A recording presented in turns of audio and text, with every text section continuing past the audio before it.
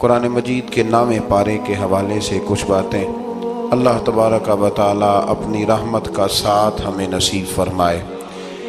اس پارے کے شروع میں ہی قوم شعیب علیہ السلام کے سرکش سرداروں کی اس دھمکی کا ذکر ہے کہ جب انہوں نے کہا تھا کہ اے شعیب علیہ السلام ہمارے دین کی طرف پلٹ آؤ ورنہ ہم تمہیں اور تمہارے پیروکاروں کو جلا وطن کر دیں گے، اپنی بستی سے نکال دیں گے۔ شعیب علیہ السلام نے اللہ تعالیٰ سے التجا کی کہ اللہ ہمارے اور ہماری قوم کے درمیان حق کے ساتھ فیصلہ کر دے۔ پھر اللہ تبارک و تعالیٰ نے قوم سمود کی طرح عذاب نازل فرمایا اور اسے دنیا سے ہی مٹا دیا، اس قوم کو، جیسے کہ وہاں کچھ تھا ہی نہیں۔ آیت نمبر 94 جو ہے اسی سورہ اعراف کی، اس کے اندر اللہ تبارک و تعالیٰ نے فرمایا کہ نبی کو جھٹلانے کے بعد فوراً اس قوم کو تباہ نہیں کیا گیا، بلکہ پہلے ان کو سختی اور تکلیف پھر انعام اور اکرام سے آزمایا گیا۔ پہلے تکلیفیں دی گئیں شاید سمجھ جائیں، پھر اللہ نے انعام و اکرام بھی دیے کہ شاید آسانی کے بعد ہی سمجھ جائیں، لیکن جب وہ ہر حال میں کفر پر ڈٹے رہے تو پھر اللہ تعالیٰ نے انہیں تباہ کر دیا۔ بہت سارے لوگ ہیں جو سکھوں میں بھی نیک نہیں ہوتے اور دکھوں میں بھی نیک نہیں ہوتے، تو فرمایا یہی ان کا حال ہوا، آسانیاں بھی دی گئیں، تکلیف بھی، پر وہ اپنے کفر پر ڈٹے رہے۔ آیت نمبر 96 میں اللہ تعالیٰ نے ان ساری باتوں کو بیان کرنے کے بعد ارشاد فرمایا وَلَوْ أَنَّ أَهْلَ الْقُرَىٰ آمَنُوا وَاتَّقَوْا، فرمایا اگر بستیوں والے ایمان لے آتے اور تقوی اختیار کرتے پھر پرا انہیں کیا ملتا؟ فرمایا لَفَتَحْنَا عَلَيْهِمْ، پس ہم ان پر کھول دیتے بَرَكَاتٍ مِّنَ السَّمَاءِ وَالْأَرْضِ، زمین کی برکتیں بھی ان پر کھول دیتے اور آسمان کی برکتیں بھی کھول دیتے اگر وہ ایمان لاتے اور تقوی اختیار کرتے، لیکن انہوں نے سرکشی کی تو پھر اللہ تبارک و تعالیٰ نے انہیں عذاب دیا۔ اس سے اگلی آیات کے اندر اللہ تبارک و تعالیٰ نے ارشاد فرمایا، آیت نمبر 103 سے لے کر 129 تک بالتفصیل اللہ تبارک و تعالیٰ نے اس مضمون کو بیان فرمایا کہ حضرت موسیٰ علیہ السلام کی بعثت اور فرعون اور اس کے پیروکاروں کا ذکر۔ موسیٰ علیہ السلام نے ان کو دعوت حق دی اور کہا کہ میں تمہارے پاس واضح نشانیاں لایا ہوں، بنی اسرائیل کو میرے ساتھ بھیج دو۔ فرعون نے معجزات پیش کرنے کے لیے کہا تو حضرت موسیٰ علیہ السلام نے اپنا عصا زمین پہ ڈالا، اپنا عصا، اپنی چھڑی، اپنا ڈنڈا زمین پہ ڈالا تو وہ ایک واضح اژدہا بن گیا۔ پھر حضرت سیدنا موسیٰ علیہ السلام نے اپنا ہاتھ گریبان سے نکالا تو وہ دیکھنے والوں کے لیے روشن ہو گیا، ہاتھ کے اندر نور پیدا ہو گیا، ید بیضا لیے بیٹھے ہیں اپنی آستینوں میں۔ فرعون کے سرداروں نے حق کو قبول کرنے کی بجائے اسے جادو قرار دے دیا اور کہا کہ یہ تمہیں اپنے ملک سے نکالنا چاہتا ہے۔ انہوں نے کہا اس معاملے کو ذرا ڈھیل دو اور جادوگروں کو جمع کرو۔ جادوگر آئے، انہوں نے فرعون سے کہا کہ ہم حضرت موسیٰ کے مقابلے میں جادو تو دکھائیں گے معاذ اللہ، لیکن اگر ہم غالب آ گئے تو پھر ہمارا انعام کیا ہوگا؟ سودا پہلے طے کرنا ہے، کیا انعام ملے گا؟ اس نے کہا کہ اگر تم غالب آ گئے تو میں تمہیں اپنا قریبی بنا لوں گا۔ بادشاہوں کا قریبی ہونا بھی تو بڑی بات ہے نا، لوگ بڑے پاپڑ بیلتے ہیں قریبی ہونے کے لیے، اور یہ جو قریبی ہوتے ہیں نا، بالخصوص جو بادشاہوں کے قریبی ہوتے ہیں، بادشاہوں کی تباہی کا سبب بھی یہی لوگ ہی بنتے ہیں۔ یہ ان کو روز خبر دیتے ہیں کہ سب اچھا ہے، سب اچھا ہے، اور دنیا کے زیادہ تر حکمران انہی لوگوں کی وجہ سے تباہ ہوتے ہیں، چونکہ ان کا خود عوام سے رابطہ نہیں رہتا۔ اگر وہ خود عوام کے ساتھ ڈائریکٹ رابطہ کریں تو شاید انہیں اچھی اور صاف ستھری چیزیں سمجھنے کو مل جائیں۔ خیر، جادوگروں نے جب کہا ہمیں کیا دو گے تو اس نے کہا تمہیں قریبی بنا لوں گا۔ جادوگروں نے موسیٰ علیہ السلام سے کہا کہ آپ پہل کریں گے یا ہم پہل کریں؟ تو موسیٰ علیہ السلام نے کہا تم پہل کرو۔ جب جادوگروں نے اپنی رسیاں زمین پہ ڈالیں تو لوگوں کی نگاہوں کو سحر زدہ کر دیا، جادو کر دیا اور انہیں ڈروا دیا۔ انہوں نے کہا یہ تو بڑا جادو لے آئے۔ تو اللہ تعالیٰ نے حضرت موسیٰ علیہ السلام کو حکم دیا کہ آپ بھی اپنا عصا زمین پہ ڈالیں۔ ان کی رسیاں سانپ بن گئی تھی نا، دراصل وہ سانپ بنی نہیں تھی، لوگوں کی آنکھوں پر جادو ہو گیا تھا، انہیں سانپ نظر آ رہا تھا۔ فرمایا آپ بھی اپنا عصا زمین پہ ڈالیں۔ وہ عصا سانپ بنا اور جادوگروں کی ساری چیزوں کو نگل ہی گیا۔ ان کی بہت ساری رسیاں سانپ بنی تھی، ان کا ایک ہی عصا سانپ بنا اور سب کو نگل گیا۔ اس طرح کے معجزے کی حقانیت اور جادوگروں کا بطلان ثابت ہوا اور فرعونی رسوا ہو گئے، جادوگر سجدے میں گر گئے اور اللہ پر ایمان لے آئے۔ فرعون نے انہیں دھمکی دی کہ تم میری اجازت کے بغیر ایمان لے آئے ہو، میں تمہارے ہاتھ اور پاؤں مخالف سمت سے کاٹ دوں گا، یعنی الٹا ہاتھ کاٹ دوں گا، سیدھا پیر کاٹ دوں گا، میری بغیر اجازت ایمان لے آئے ہو، اور تمہیں سولی پہ بھی چڑھوا دوں گا۔ انہوں نے کہا کہ ایمان لانے کی پاداش میں تم ہمیں سزا دینا چاہتے ہو؟ پھر انہوں نے اللہ تعالیٰ سے صبر اور استقامت کی دعا کی۔ اس کے بعد فرعون نے بنی اسرائیل کے بیٹوں کو قتل کرنے کی اور بیٹیوں کو زندہ چھوڑنے کا حکم دے دیا۔ موسیٰ علیہ السلام نے قوم کو صبر کی تلقین کی اور کہا کہ نیک انجام اہل تقویٰ کے لیے۔ یہاں ایک لطیف بات ہمارے صوفیاء نے بھی لکھی ہے۔ صوفیاء کہتے ہیں کہ فرعون نے کلمہ نہیں پڑھا اور جادوگر کلمہ پڑھ گئے۔ وہ کس طرح کلمہ پڑھ گئے؟ تو کہنے لگے دراصل انہوں نے آتے ہی حضرت موسیٰ کا ادب بڑا کیا تھا۔ جادوگر حضرت موسیٰ کے مقابلے میں آ کے بھی ان سے کہتے ہیں کہ رسیاں آپ پہلے ڈالیں گے کہ ہم ڈالیں، آپ عصا پہلے رکھیں گے کہ ہم رکھیں؟ تو اتنا سا ادب کیا تو رب کریم نے فرمایا جو نبی کا ادب کرے وہ بے ایمان نہیں رہ سکتا، جو نبی کا ادب کرے وہ بے ایمان نہیں رہ سکتا، اور جو نبی کی بے ادبی کرے وہ ایماندار نہیں رہ سکتا۔ ختم ہو گئی بات۔ یہاں ہمارے صوفیاء نے یہ بات لکھی ہے کہ چونکہ انہوں نے آتے ہی کہا تھا کہ آپ پہلے ڈالیں گے یا ہم پہلے ڈالیں، تو حضرت موسیٰ سے انہوں نے پوچھ لیا، نبی کے پوچھے بغیر پہل نہیں کی، تو اللہ نے انہیں ایمان کی دولت عطا کر۔ ایک بات اور ذہن میں رکھیں کہ حضرت موسیٰ کے پاس عصا تھا، اژدہا بن جاتا تھا، لیکن پھر بھی جب فرعون نے حکم دیا کہ بیٹوں کو زندہ رکھو، بیٹیوں کو قتل کرو، تو اس وقت حضرت موسیٰ علیہ السلام نے وہ معجزہ نہیں دکھایا۔ جو مقام صبر ہوتا ہے وہ مقام صبر ہی ہوتا ہے۔ اگر موسیٰ علیہ السلام کی نافرمان قوم کے لیے پتھروں سے پانی نکل سکتا تھا تو میدان کربلا میں رسول اللہ کی اولاد کے لیے بھی نکل سکتا تھا، میرے کریم محبوب علیہ السلام کے خاندان کے لیے بھی نکل سکتا تھا۔ ہر جگہ معجزہ دکھانے کے نہیں ہوتی، کچھ مقام صبر بھی ہوتے ہیں۔ تو یہاں حضرت موسیٰ نے اپنی قوم کو صبر کرنے کی تلقین کی۔ پھر آیت نمبر 130 سے لے کر 143 میں بتایا کہ اللہ تعالیٰ نے فرعونیوں پر قحط سالی کا عذاب نازل کیا۔ فرعونیوں کا طریقہ یہ تھا کہ اچھائی کو اپنا کمال گردانتے تھے، کہتے تھے یہ ہماری طرف سے، اور برائی کو معاذ اللہ بدشگونی کے طور پر موسیٰ علیہ السلام کی طرف منسوب کرتے تھے، کہتے تھے معاذ اللہ آپ کی وجہ سے یہ سارا کچھ ہو رہا ہے۔ ہوتے نا، نہیں کہتے ہیں جب سے میں وہاں گیا ہوں تب سے، ہمارے بزرگ ایک لطیفہ بھی سنایا کرتے تھے کہ کسی زمیندار نے نماز پڑھنی شروع کی تھی تو اس کے جانور مرنے شروع ہو گئے۔ اب لوگ سمجھتے ہیں کہ معاذ اللہ شاید یہ کسی بزرگ کے سبب سے ایسا ہے، حالانکہ یہ تو اللہ کی طرف سے آزمائش ہوتی ہے، اس کی حکمتیں ہوتی ہیں۔ اللہ تبارک و تعالیٰ نے ان پر عذاب کیا نازل کیا؟ آیت نمبر 130 اور 143 کا بھی آپ سورہ اعراف کی پڑھیں تو اللہ تعالیٰ نے ان پر ٹڈیوں کا، جموں کا، مینڈکوں کا اور خون کا عذاب نازل کیا۔ یہ کس قسم کا عذاب ہے؟ جمعے پڑ گئے، ٹڈیاں آ گئیں، یہ اللہ نے عذاب نازل کیا۔ جب وہ عذاب میں مبتلا ہوئے تو موسیٰ علیہ السلام سے کہا کہ آپ اللہ سے دعا کریں کہ ہم سے یہ عذاب ٹل جائے، اگر ایسا ہوا تو ہم ایمان لے آئیں گے، بنی اسرائیل کو بھی آزاد کر دیں گے۔ لیکن موسیٰ علیہ السلام کی دعا کے نتیجے میں جب عذاب ٹل جانے کے بعد فرعونی پھر اپنے وعدے سے پھر گئے۔ بنو قریظہ والوں نے بھی کئی دفعہ حضور سے وعدے کیے پر اپنے وعدوں پر قائم۔ ایک بات آپ سے یہاں روک کے عرض کر دوں، ہم بھی کئی دفعہ کہتے ہیں ذرا بریک کبھی گاڑی کی نہیں نہ لگتی تو ہم ارادہ کرتے ہیں کہ آج سے ہی نماز شروع کر دینی ہے۔ ذرا طبیعت زیادہ لیل ہوتی ہے تو ارادہ کرتے ہیں نا کہ بھائی آج کے بعد ہم نے نیک، پھر کیا ہوتا ہے شفا ہو گئی تو چھٹی ہو گئی۔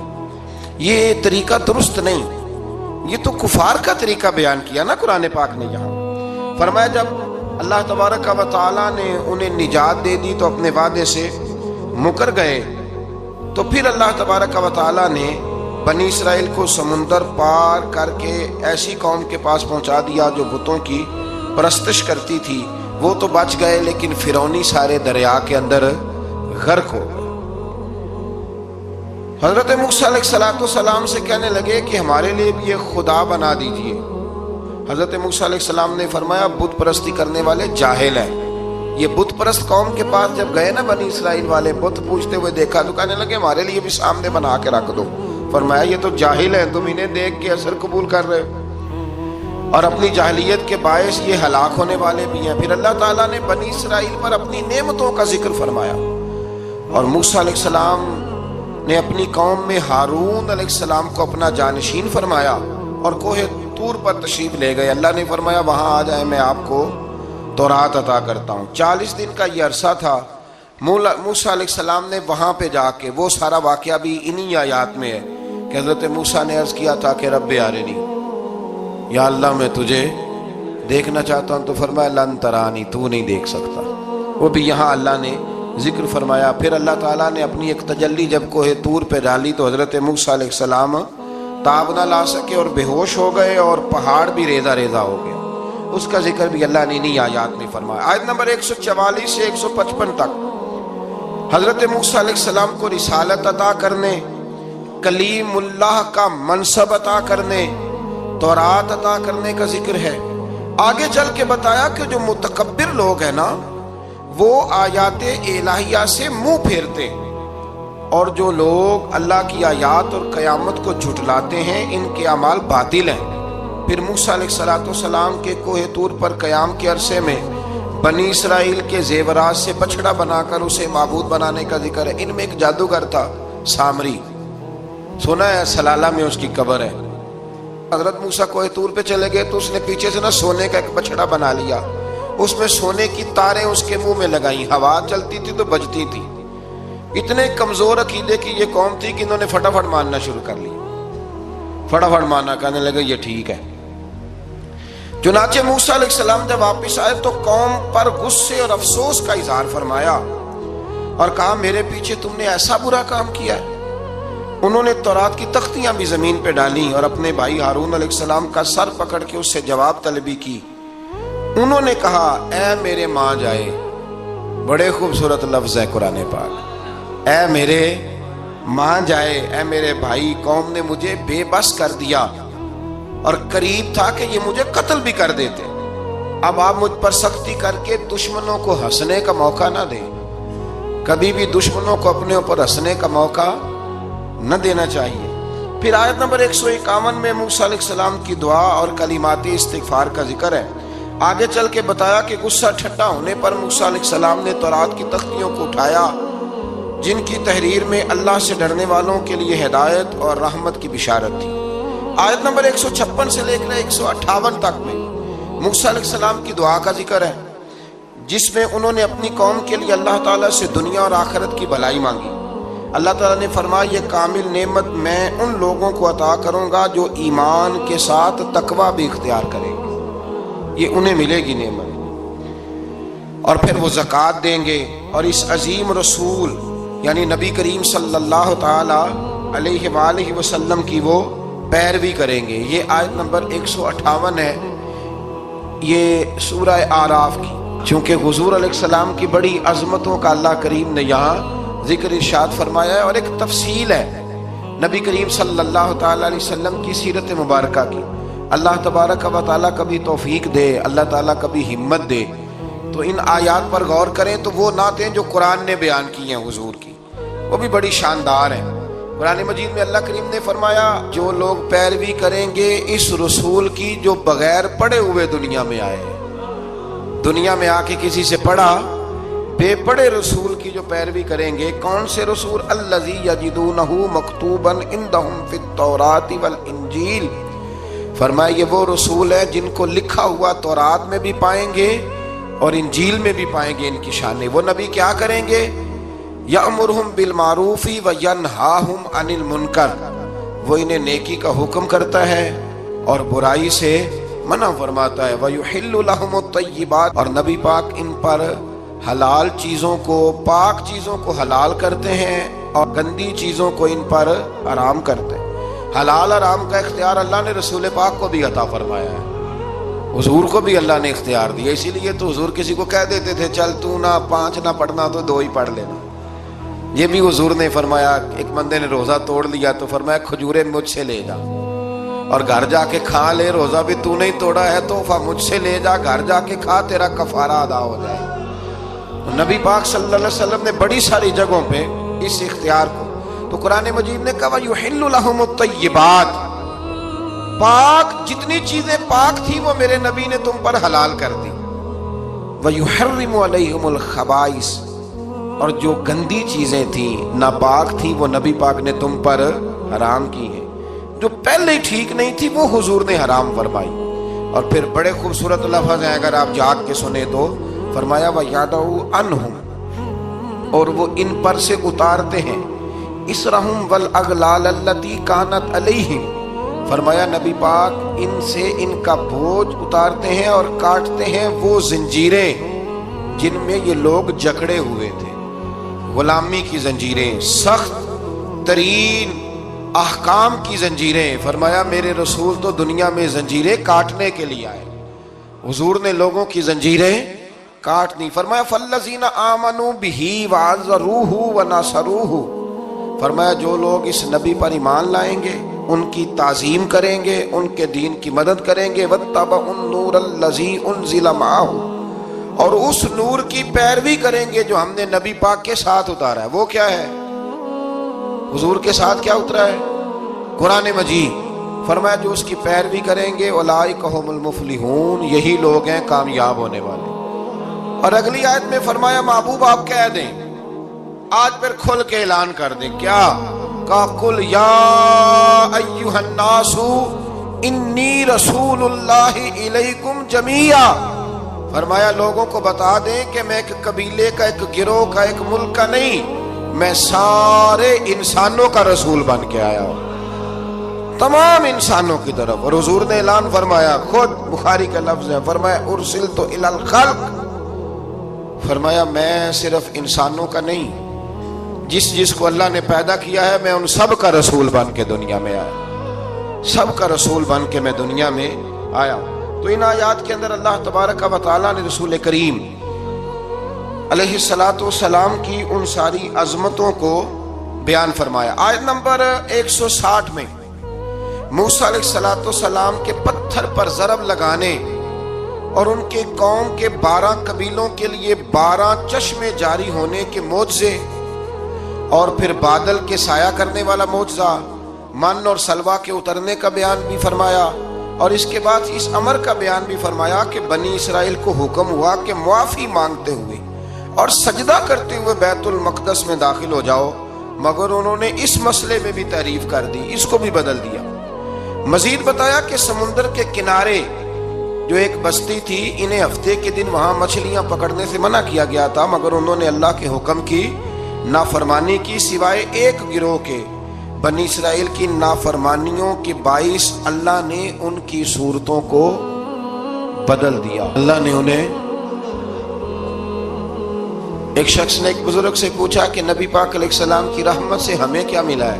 معاذ اللہ، اگر میں ابھی پوچھوں کہ حضور کی رحمت سے کیا ملا ہے، تو بزرگ کہنے لگے کہ اس طرح کر، شام کو گھر جانا اور آئینے کے آگے کھڑے ہونا اور اپنے پچھلی زندگی کے سارے اعمال دیکھنا اور پھر اپنا چہرہ دیکھنا، اگر بدلا نہیں نا تو سمجھ لے میرے رسول کی رحمت سے حصہ ملا ہوا ہے، تجھے میرے کریم محبوب کی رحمت سے حصہ ملا ہوا ہے۔ ورنہ وہ نافرمانی کرتے تھے تو ان کے چہرے بدل جاتے تھے، دروازوں پہ لکھا جاتا تھا۔ سنگیوں بتاؤ نا، اگر آج بھی یہ حال ہو تو کون کسی کو منہ دکھانے کے قابل رہے؟ کون کسی کو منہ دکھانے؟ دعا فرمائیں اللہ محبوب کی غلامی میں ہمیں پختگی نصیب فرمائے۔ پھر اللہ تبارک و تعالیٰ نے آیت نمبر 168 میں اور 167 میں یہود کے برے اعمال کا سبب ان کی جمعیت کے منتشر ہونے اور ان پر جابر لوگوں کے مسلط ہونے کا ذکر فرمایا۔ بعد والی آیات میں ان کے برے جانشینوں کا ذکر کیا جو رشوت لے کر اللہ تعالیٰ کی آیات میں رد و بدل کر دیتے تھے۔ ان سب برائیوں کے باوجود اس مغالطے اور خود فریبی کا شکار تھے کہ وہ بخشے جائیں گے۔ اللہ اکبر۔ اللہ تعالیٰ نے فرمایا کہ آخرت کا گھر صرف متقیوں کے لیے اور اللہ کے فرما بردار بندوں کے لیے۔ آیت نمبر 172 میں اس امر کا بیان ہے کہ اللہ تعالیٰ نے بنی آدم کی ارواح کو ایک جگہ پہ جمع کیا تھا اور جمع کر کے پوچھا الستو بربکم، کیا میں تمہارا رب نہیں؟ تو سب نے یک زبان کہا قالوا بلا، ہاں مالک تو ہی ہمارا رب ہے۔ وہاں گواہی دی اور یہاں آ کے مکر گئے، وہاں گواہی دی اور یہاں مکر گئے۔ تو ہمارے بزرگوں نے لکھا ہے اس وقت بھی سب سے پہلے جس روح نے گواہی دی وہ میرے اور آپ کے پیارے رسول کی روح ہے مبارک، سب سے پہلے۔ اور حضور نے فرمایا جو روحیں وہاں ایک دوسرے کو جانتی تھی وہ یہاں بھی ایک دوسرے کو۔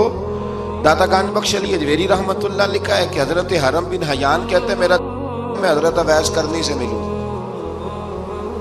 تو کہتے میں ان کے پیچھے یمن گیا تو وہ یمن سے مکے چلے گئے، میں مکے گیا تو وہ مدینے آ گئے، میں مدینے گیا تو وہ مصر چلے گئے، وہاں سے وہ پھر یمن آ گئے۔ بالآخر میں نے نہر فرات کے کنارے انہیں دیکھ ہی لیا، وضو کر رہے تھے، میں نے ان کو سلام لیا تو میرا ارادہ تھا سلام کے بعد پوچھوں گا کہ آپ ہی اویس کرنی ہے؟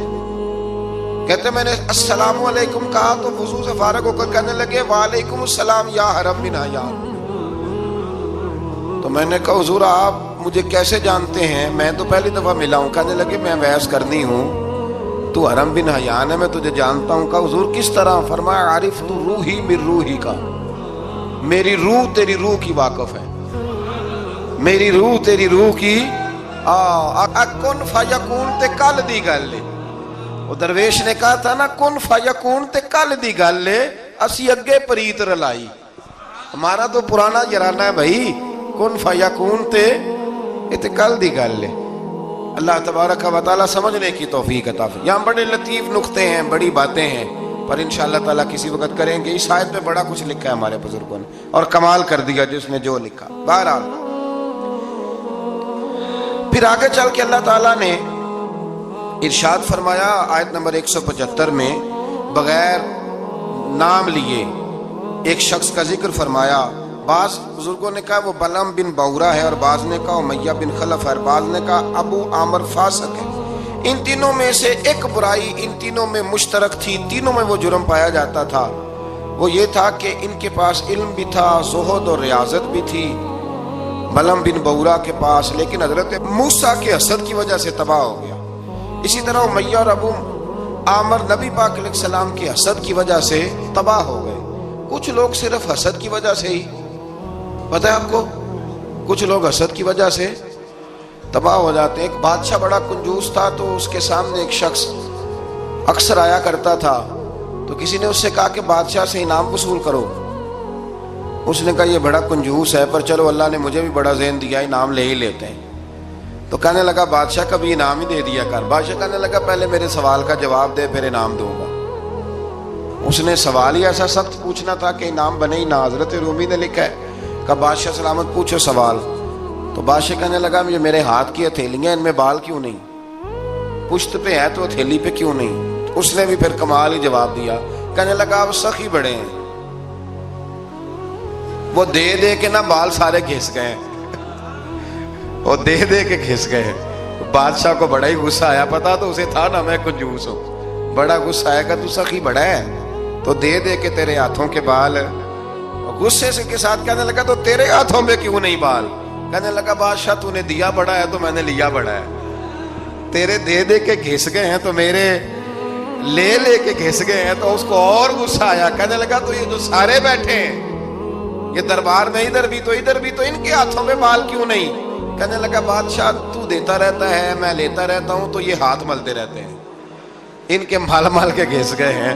تو بادشاہ کہنے لگا بھائی بندہ تو سیانا ہے، تجھے کچھ نہ کچھ دینا ہی پڑے گا۔ تو اس نے دیا اسے۔ تو کچھ لوگوں کے نا مال مال کے ہی اللہ دیتا ہے، نوازتا ہے، پر ان کے حسد کر کر کے یہ ہاتھ گھس جاتے ہیں، بیٹھ کے نا پروگرام بناتے رہتے ہیں، اس نے ایسا کیا اس لیے آگے نکل گیا، اس نے یہ کیا۔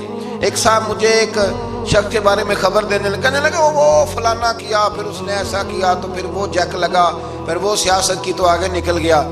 میں کہ پتا تھا تینوں بھی سارا ہی سی تھے، تم ہی لا لینا سی، کیونکہ تو بڑی باریک خبر دے رہا ہے کہ یہاں سے اس نے ایسے کیا تو پھر اس طرح کر کے اس نے ایسے کیا۔ ایسا نہیں ہوتا، جڑیاں گڈیاں آپ ہی اڈیاں، او نہ چڑھن اونچائیاں، او خی گڈیاں اچیاں اڈیاں، جڑیاں سائیاں آپ چڑھائیاں۔ یہ سمجھ لو وَتُعِزُّ مَن تَشَاءُ وَتُذِلُّ مَن تَشَاءُ بِيَدِكَ الْخَيْرُ، اس لیے یہ الجھن نہ کرے۔ تو حسد کی وجہ سے یہ لوگ پیچھے رہ گئے، اللہ تعالیٰ ہمیں حسد سے محفوظ فرمائے۔ آیت نمبر 179 میں اللہ تعالیٰ کی نعمت عقل کو قبولیت ہدایت کے لیے استعمال نہ کرنے والوں کو چوپایوں سے بدتر قرار دیا گیا۔ جو عقل اور شعور رکھنے کے باوجود استعمال نہیں کرتے، فرمایا جانوروں سے برے ہیں، ان کے دل ہیں مگر وہ حق کے دلائل کو سمجھتے نہیں۔ رب فرماتا ہے ان کے پاس آنکھیں ہیں پر آیات الہی کو دیکھتے نہیں، ان کے پاس کان ہیں پر دعوت حق کو سنتے۔ آیت نمبر 180 میں اللہ تعالیٰ کی اسماء حسنہ کے ساتھ پکارنے کا ذکر ہے کہ رب کو پیارے پیارے ناموں کے ساتھ پکارا کرو، رحمان کہہ کے پکارو، رحیم کہہ کے پکارو، ستار اور غفار کہہ کے پکارو۔ اللہ اکبر۔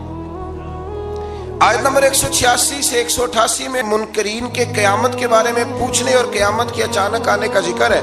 رسول اللہ صلی اللہ علیہ وسلم کو بارگاہ ربوبیت میں عجز و نیاز کی تعلیم دیتے ہوئے فرمایا کہ اے محبوب آپ یہ کہہ دیں کہ میں اپنی ذات کے لیے خود سے کسی نفع اور نقصان کا مالک نہیں ہوں مگر جو اللہ چاہے، اور اگر میں اپنی ذات سے غیب کو جانتا تو میں آج خود خیر کثیر جمع کر لیتا اور مجھے کوئی تکلیف نہ پہنچتی۔ یعنی غیب کے علوم اور ساری نعمتیں رب ہی عطا کرتا ہے، رب ہی عطا کرتا ہے، اور کبھی بھی کوئی تکلیف پہنچے تو اس کی قضاء و قدر سے پہنچتی ہے، یہ اللہ کی قدرت ہوتی ہے۔ اگر کبھی کسی کو کوئی تکلیف، زیادہ تر تکلیفیں اس کے پیاروں کو پہنچتی ہیں، مطلب یہ تو نہیں نا کہ وہ ناراض ہے، اس میں کوئی اس کی حکمت ہے۔ آیت نمبر 199 اور 190 میں بتایا کہ تمام بنی آدم کو ایک جان حضرت آدم علیہ السلام سے پیدا کیا ہے اور اسی سے اس کا جوڑا بھی بنایا تاکہ وہ اس سے سکون حاصل کرے، اور جب بیوی امید سے ہو تو میاں بیوی تندرست لڑکے کی دعا کرتے ہیں اور شکر ادا کرنے کا اقرار کرتے ہیں،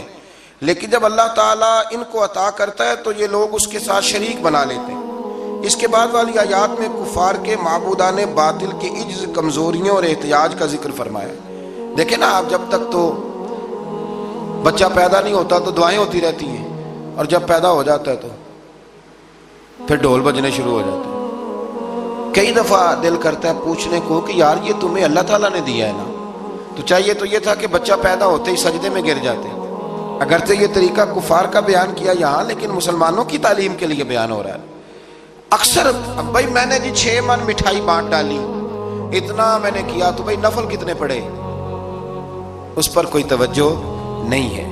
اسی طرح کا ہمارا معاملہ یہ ہے کہ جب تک تو کوئی بندہ بیمار رہتا ہے تو دعائیں چلتی رہتی ہیں، اور تندرست ہو کے آ جائے تو اب وہ بھول جاتا ہے۔ اللہ تبارک و تعالی ہمیں ہر حال میں اپنی یاد کی توفیق عطا فرمائے۔ آیت نمبر 194 میں مشرکوں کے معبودان باطلہ کے بارے میں بتایا کہ وہ تمہاری ہی طرح مخلوق ہیں جن کو تم پوجتے ہو، اور آنکھ، کان، ہاتھ اور پاؤں کی نعمت سے بھی محروم ہے، یعنی وہ خود ہی عاجز اور بے بس ہیں، کسی کو نفع یا نقصان پہنچانے پہ قادر نہیں ہیں۔ یہ چیزیں اللہ تعالیٰ کے اختیار میں۔ آیت نمبر 199 میں اخلاق حسنہ کی جامع ترین تعریف اللہ تعالیٰ نے سرکار دو عالم صلی اللہ علیہ وسلم سے فرمایا، جو قصوروار معذرت طلب کرتے ہوئے آپ کے پاس آئے اسے معاف کر دیجیے۔ محبوب جو معافی مانگے اسے معاف کر دیجیے، اچھی باتوں اور نیک کاموں کا حکم دیجیے، اور ناسمجھ لوگوں سے الجھنے کی بجائے رخ انور پھیر لیجیے، اور اگر شیطان وسوسہ اندوزی کرے تو اعوذ باللہ پڑھیے، اللہ کے ذکر سے شیطان کے شر سے پناہ حاصل ہو جائے گی۔ یعنی جھگڑا نہیں کرنا، اعوذ باللہ پڑھ لینی، خود بخود شیطان بھاگ جائے گا۔ سورہ اعراف کے آخر میں آیت نمبر 204 میں اللہ نے فرمایا، جب قرآن پڑھا جائے تو غور سے سنو اور خاموش رہو تاکہ تم پر رحم کیا جائے۔ اللہ تبارک و تعالیٰ توفیق عطا کرے۔ آگے سورہ انفال شروع ہو جاتی ہے اسی پارے کے آخر میں۔ یہ سورہ انفال جو ہے یہ مدنی سورت ہے، اور عربی زبان میں انفال کہتے ہیں مال غنیمت کو۔ تو اس میں چونکہ مال غنیمت کا بیان ہے، اور اس کے ساتھ ساتھ اللہ تبارک و تعالیٰ نے اس میں جنگ بدر کے احوال کو، واقعات کو بڑی تفصیل سے بیان کیا۔ اس کی آیت نمبر 2 سے کامل مومنوں کی صفات بیان کی گئی ہیں۔ اس میں اللہ تعالیٰ نے فرمایا کہ جو کامل مومن ہیں وہ اللہ تعالیٰ سے ڈرتے ہیں، آیات الہی سن کر ان کے ایمان کو تقویت ملتی ہے. وَإِذَا تُلِيَتْ عَلَيْهِمْ آیَاتُهُ زَادَتْهُمْ ایمانا، جب اللہ کی آیتیں پڑھی جاتی ہیں تو ان کے ایمان بڑھتا ہے، یعنی ان کے ایمان میں پختگی آ جاتی ہے. فرمایا وہ اپنے رب پر بھروسہ بھی کرتے ہیں، نماز بھی قائم کرتے ہیں، زکوٰۃ بھی ادا کرتے ہیں. فرمایا یہ ہیں جو سچے پکے مومن ہیں.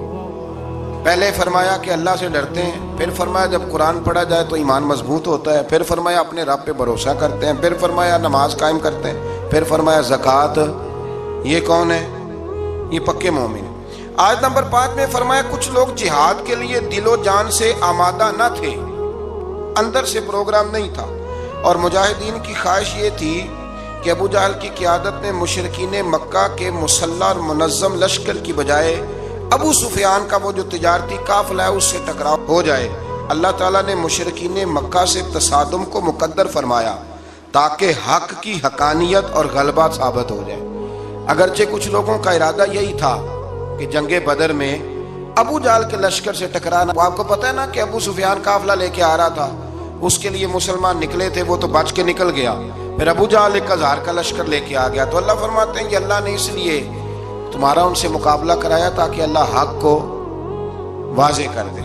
آیت نمبر 9 سے لے کر 24 تک بتایا گیا ہے کہ اللہ تعالیٰ نے بدر میں مجاہدین کے اطمینان قلب کے لیے اور فتح کی بشارت کے طور پر فرشتے نصرت کے لیے بھیجے. فرشتے آئے مدد کرنے کے لیے. میدان بدر میں سخت زمین اور پانی کے چشموں پر کفار کے پاس تھے، اور نرم زمین جس پر چلنا دشوار تھا مسلمانوں کے پاس تھی، اور پانی کی بھی قلت تھی جس کی وجہ سے مسلمانوں کے دلوں میں طرح طرح کے وہم پیدا ہوتے تھے. اللہ تعالیٰ نے بارش برسائی، مسلمانوں نے وافر پانی جمع کر لیا، اور ان کی شرعی اور طبی ضروریات بھی پوری ہوئی. شرعی ضرورت کون سی ہوتی ہے جی؟ پانی کی، وضو کرنا، غسل کرنا، یہ کون سی ضرورت ہے؟ اور طبی ہے کہ پانی کا پینا. اور دلوں کو بھی اطمینان ملا کہ اللہ نے بارش عطا کر دی. اللہ تعالیٰ نے میدان جہاد میں پسپائی اختیار کرنے والوں کو اپنے غضب کا حقدار قرار دیا. میدان بدر میں رسول اللہ صلی اللہ علیہ وسلم نے مٹھی میں ریت لے کر کافروں کی جانب پھینکی. یہ مٹھی میں پکڑ کے حضور نے پھینکی تو فرمایا یہ لوگ رسوا ہو جائیں. یہ ریت ان کی آنکھوں میں جا پڑی. اللہ تعالیٰ نے فرمایا کہ اے رسول صلی اللہ علیہ وسلم، وہ خاک آپ نے نہیں پھینکی بلکہ وہ تو اللہ نے پھینکی ہے. جس وقت آپ نے پھینکی تھی لیکن در حقیقت وہ اللہ نے پھینکی. کہا محبوبہ تو نے نہیں پھینکی، وہ میں نے پھینکی ہے، اس لیے کہ ہاتھ تھیرے تھے، طاقتیں خدائی تھی، طاقتیں خدائی تھی. تو اس طرح اگر حضور کسی کی مدد کرتے ہیں، مشکل کشائی فرماتے ہیں، تو دراصل وہ کون کر رہا ہے؟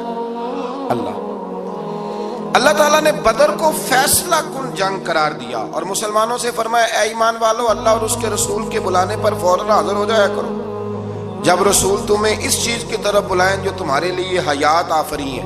یہ آیت نمبر آپ جا کے ملاحظہ کیجئے گا 24، اور پھر اس کی تفسیر جس نے بھی لکھی ہے نا وہ پڑھ لیجئے گا. اتنا وقت نہیں کہ میں تفسیر میں جاؤں. جب بھی اللہ رسول بلائیں فوراً حاضر ہو جاؤ.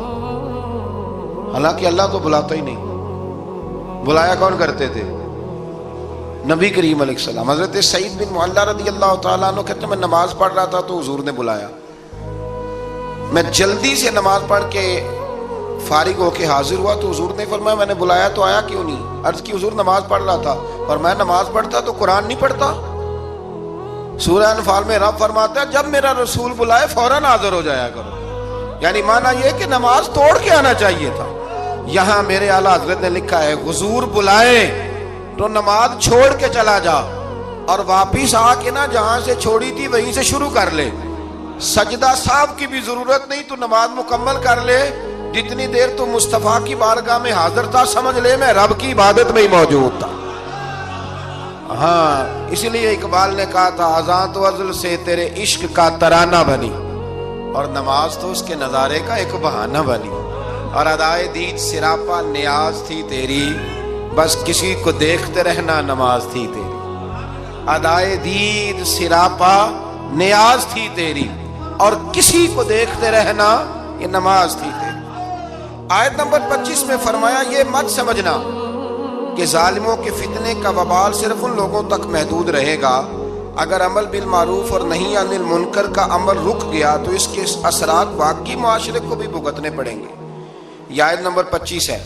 اگر نیکی کا حکم دینا چھوڑ دیا جائے، برائی سے منع کرنا چھوڑ دیا جائے، تو اس کا وبال صرف ان لوگوں پہ نہیں پڑتا، سارے معاشرے میں پڑتا ہے۔ لوگ سمجھتے ہیں کہ ان درسوں کی، ان تقریروں کی، ان وعظوں کی کوئی اہمیت نہیں، یہ پڑھو رب کا قرآن۔ رب فرماتا ہے کہ اگر تم یہ کام چھوڑ دو گے تو ساری قوم وبال میں آ جائے گی۔ یہ تو فرض کفایہ ادا ہوتا ہے، بڑے سارے لوگوں کی طرف سے یہ معاملہ، یہ قرآن پڑھ رہا ہوں، قرآن پاک واضح آیات میں یہ حکم ہے۔ لوگ کہتے ہیں جی اتنا سال ہو گئے درس دیتے، پھر لوگ بدلے کیوں نہیں؟ تو میں نے کہا ہمارے ذمہ اذان پڑھنا ہے، بندوق لے کے لوگوں کو لانا نہیں۔ ہم اذان دیتے رہیں گے، پھر جسے اللہ توفیق دے گا وہ انشاءاللہ نماز بھی پڑھ ہی لے گا۔ مؤذن کی ڈیوٹی ہے کہ وہ اذان پڑھے، اس کی یہ ڈیوٹی نہیں کہ بندوق لے کے جائے اور لوگوں کو گھروں سے نکال کے لائے۔ آیت نمبر 26 میں ہجرت سے پہلے مسلمانوں کی بے بسی اور بعد میں اللہ کی مدد سے مضبوط ہونے اور اس نعمت پر اللہ کا شکر ادا کرنے کا بیان ہے۔ مزید فرمایا کہ اللہ اور اس کے رسول سے خیانت نہ کرو، یا ایھا الذین آمنوا لا تخونوا اللہ والرسول، فرمایا اللہ اور اس کے رسول سے خیانت، یہ آیت نمبر 27 ہے۔ اور فرمایا اپنی امانتوں میں بھی خیانت نہ کرو اگرچہ تم جانتے ہو۔ اللہ رسول سے خیانت کیا ہوتی؟ تو اس آیت کے تحت حضرت عبداللہ ابن عباس فرمایا کرتے تھے جس نے فرض چھوڑے اس نے اللہ سے خیانت کی، اور جس نے سنت کو چھوڑا اس نے نبی پاک سے خیانت کی۔ اللہ تعالیٰ فرض ادا کرنے کی بھی توفیق دے اور مصطفیٰ کی سنت کا پیار بھی عطا فرمائے۔ آیت نمبر 30 میں ہجرت کے موقع پر مشرکین مکہ نے اپنی پارلیمنٹ میں، دار الندوہ جو ان کی پارلیمنٹ تھی جس میں وہ بیٹھتے تھے، رسول اللہ صلی اللہ علیہ وسلم کے بارے میں وہاں بیٹھ کے جو مشاورت کی تھی اس کے احوال اللہ نے بیان کرتے ہوئے فرمایا اس وقت کو یاد کرو جب کافر آپ کے خلاف سازشیں کر رہے تھے تاکہ آپ کو قید کریں یا معاذ اللہ ثم معاذ اللہ قتل کریں یا جلا وطن کریں۔ کیا خوبصورت انداز ہے۔ رب فرماتا ہے وہ اپنی سازشوں میں لگے ہوئے تھے اور اللہ تعالیٰ اپنی خفیہ تدبیر فرما رہا تھا، اور اللہ بہترین تدبیر کرنے والا ہے۔ کہتے ہیں جی وہ میرے خلاف سازشیں کر رہے ہیں، میں نے کہا چھوڑ، تو رب کی مدد حاصل کر، اللہ بہترین تدبیر کرنے والا ہے۔ آیت نمبر 32 سے 35 میں فرمایا کفار مکہ اپنی سرکشی کی وجہ سے اس طرح کے مطالبات کرتے تھے کہ اگر آپ کے پاس یہ قرآن حق ہے تو اللہ سے دعا کیجئے کہ ہم پر آسمان سے پتھر برسائے یا ہمیں دردناک عذاب دے۔ یہ وہ کہا کرتے تھے، مگر اللہ نے فرمایا کیا محبوب جب تک آپ ان میں موجود ہیں اللہ انہیں عذاب نہیں دے گا۔ عاد ہو گئی، جب تک آپ موجود ہیں اللہ عذاب۔ اور ایک جملہ اور سن لیں، میرا تو ایمان ہے کہ جب تک گنبد خضرا موجود ہے، جب تک گنبد خضرا موجود، اس دھرتی پہ عذاب۔ یہ دنیا ایک سمندر ہے مگر ساحل مدینہ ہے، یہ دنیا جل کے بجھ جاتی مگر حائل مدینہ ہے، یہ دنیا جل کے بجھ جاتی مگر یہ زمین پہ مدینہ ہے۔ اسی لیے تو ہر جگہ سبزہ اگتا ہے، ورنہ جو ہم کام کرتے ہیں وہ تو جل کے مرنے والے ہیں۔ تو فرمایا محبوب جب تک آپ موجود ہیں اللہ عذاب۔ او سجنوں ذرا آنکھیں کھول کے سننا، اگر حضور موجود ہوں، اگر حضور موجود ہوں تو رب کافر کو عذاب نہیں دیتا تو محمد عربی کے غلاموں کو کیوں عذاب دے گا؟ جب ان کے دشمنوں کو عذاب نہیں دیتا ان کے ہوتے ہوئے۔ اسی لیے حضرت انس بن مالک نے پوچھ لیا تھا یا رسول اللہ قیامت والے دن کہاں تلاش کروں؟ موٹی بات ہی کر دی، ترمذی میں موجود ہے۔ حضور نے نہیں فرمایا کہ چل نماز روزہ سیدھا کر، مجھے ڈھونڈ کے کیا کرے گا؟ حضور کہاں تلاش کروں؟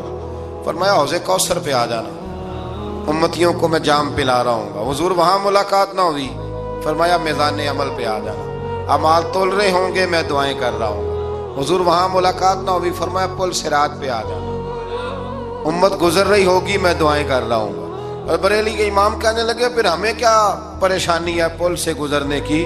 فرمانے لگے رضا اب پل سے وجد کرتے گزریے کہ ہے رب سلیم صدائے محمد، کیونکہ خدا کی رضا چاہتے ہیں دو عالم، خدا چاہتا ہے رضائے محمد صلی اللہ علیہ وسلم۔ پھر اللہ تبارک و تعالیٰ نے فرمایا اور جب تک وہ استغفار کر رہے ہیں تو بھی اللہ تعالیٰ ان کو عذاب نہیں دے گا۔ پھر فرمایا بیت اللہ کے پاس مشرکوں کی نماز آخر ہے کیا؟ سیٹیاں اور تالیاں بجانے کی صورت میں تھی۔ اور آگے چل کے مقصد جہاد بیان فرمایا اور ان سے جنگ کرتے رہو حتیٰ کہ کفر کا غلبہ نہ رہے اور پورا دین اللہ کے لیے ہو جائے۔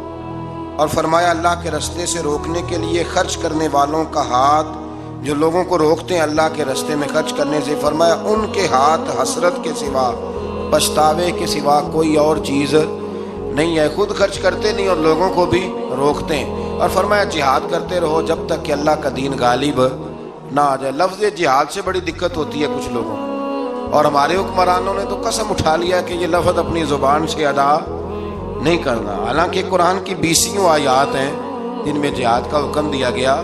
جہاد کا معنی کیا ہے کہ دنیا سے ظلم کو، جبر کو، کفر کو ختم کیا جائے اور رسول کریم کے امن والا جھنڈا پوری دنیا پہ لہرا دیا جائے۔ اللہ کریم ہمیں اس کی توفیق عطا فرمائے۔ آخر دعوانا الحمدللہ۔